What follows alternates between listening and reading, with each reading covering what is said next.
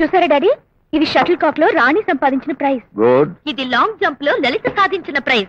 Well. ఇది table tennis లో రాణి కొట్టేసిన ప్రైజ్. గుడ్. ఇది డిస్క్ త్రో లో లలిత పట్టేసిన ప్రైజ్. Very good. మరి ఈ కప్పు?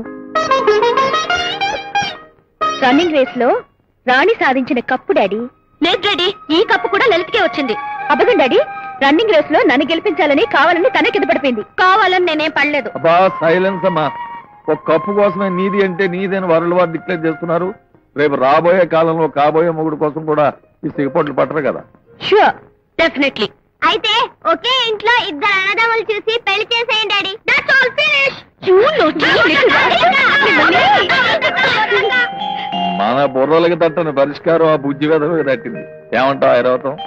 కర్మ, అది మన వంట మనిషి పేరండి. కాదు, టూ మచ్. అసలు ఈ పేర్లతోనే నా లైఫ్ సగం కన్ఫ్యూజ్ అయిపోతుంది.